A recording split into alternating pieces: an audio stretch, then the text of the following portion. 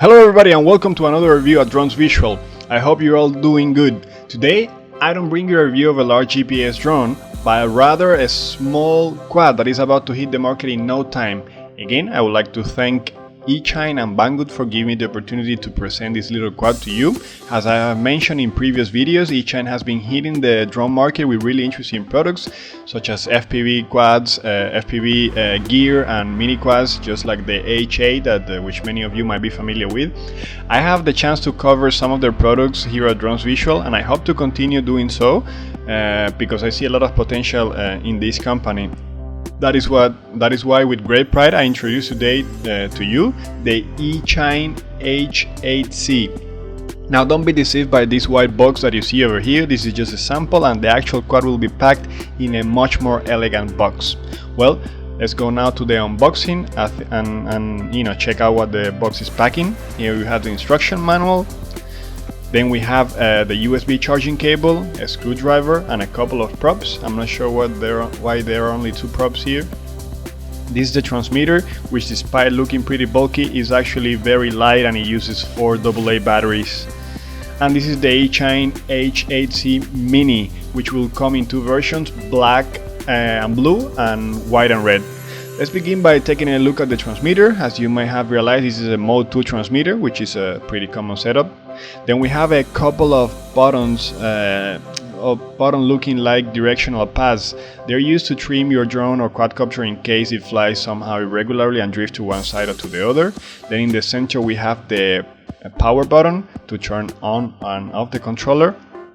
The lower part of the directional pad on the left side seems to activate the so-called headless mode and return home mode.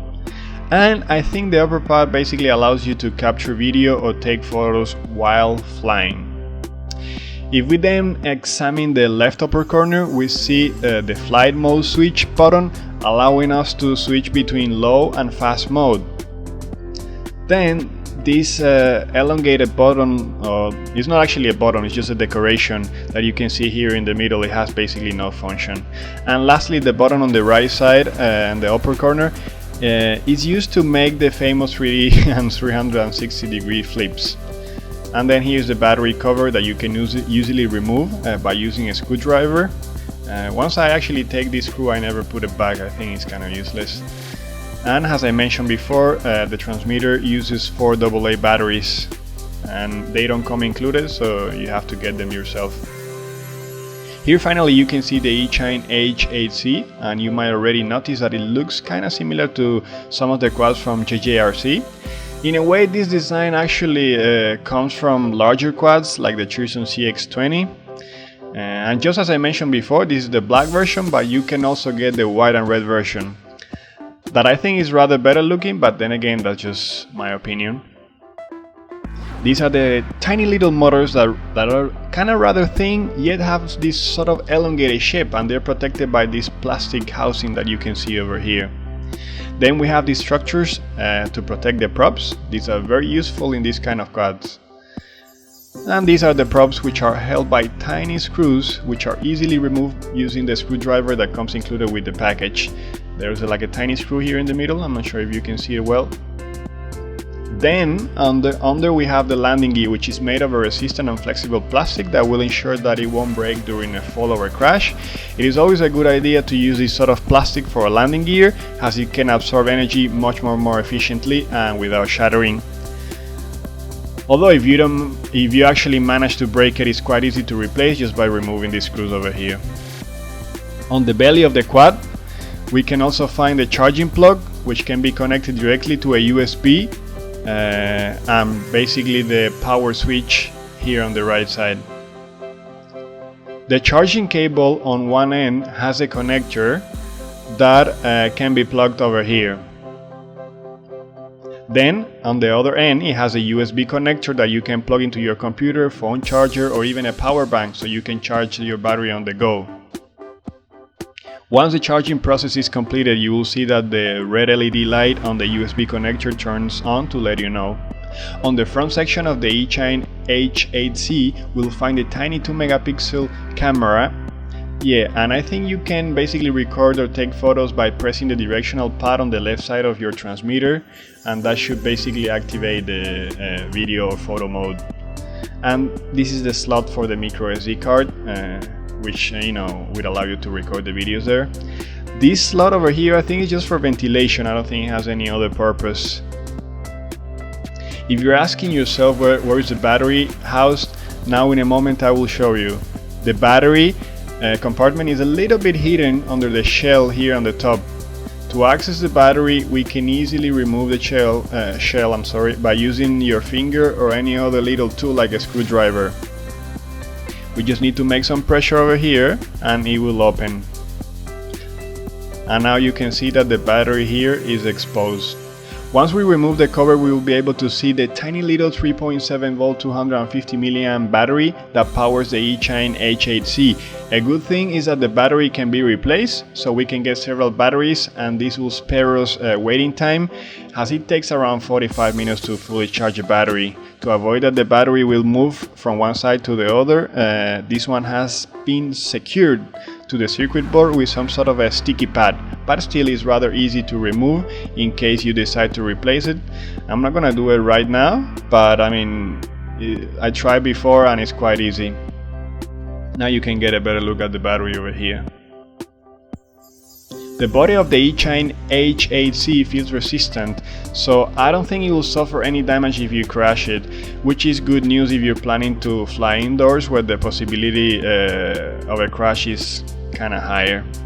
Now let me show you how to insert the microSD card. Remember that the microSD is not included, you have to have your own.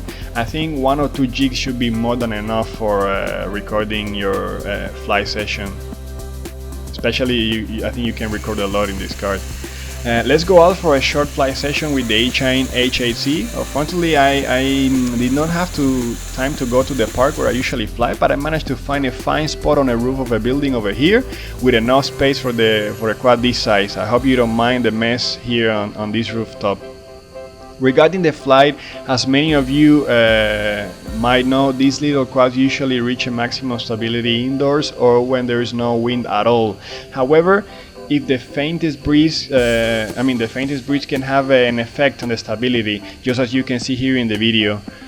Now I'm here on this rooftop and there's a mild breeze, yet it manages to push the little Eachine H8C towards one side. Of course, this is not a big deal and it can be easily corrected with some input from the sticks, but the bottom line is that these light quads in general don't handle wind so well. When flying, I decided to go right away for the fastest flying mode.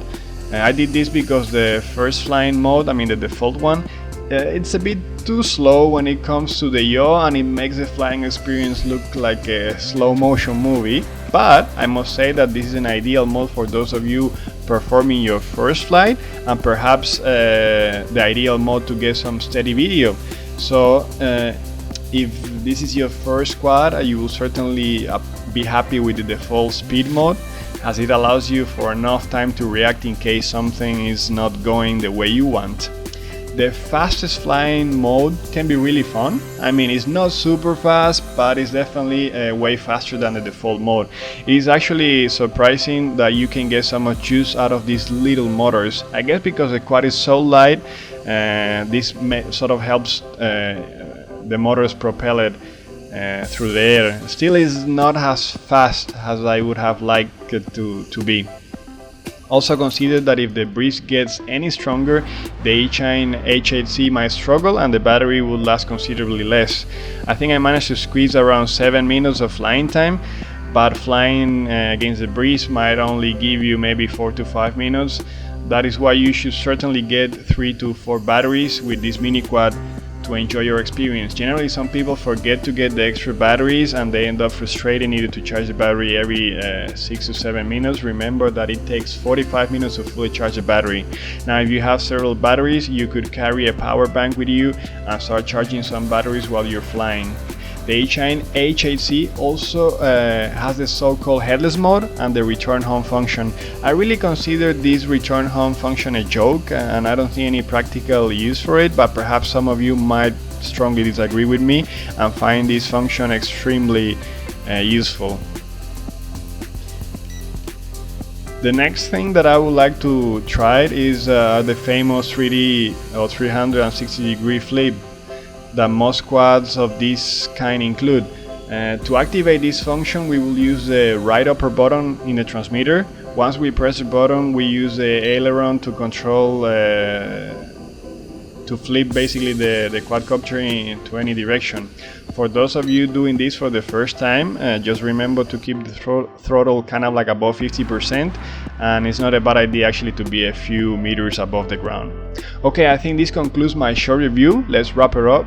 Remember that regarding the design and the materials, the Eachine H8C is rather well built. It also comes with a prop protector and flexible sort of landing gear, so I think you will have no problem resisting collisions and impacts. All these features are pretty nice actually. Regarding the flying experience, well, certainly beginners will appreciate it, as it's rather gentle, a gentle little quad.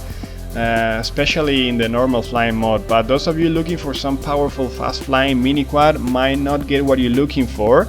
And also bear in mind that if you're flying under a breeze, this little fellow might struggle a bit.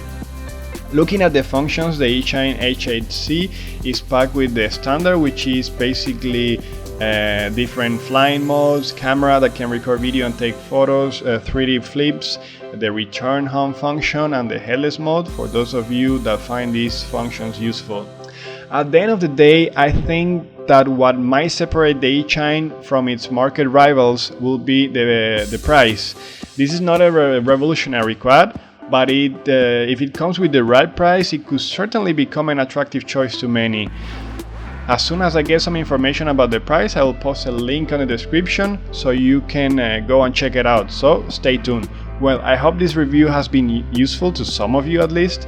If you found it interesting and you would like to stay tuned about the latest drones coming from China, please like my video and subscribe to my channel. I'll really appreciate that. I hope to see you in my next video.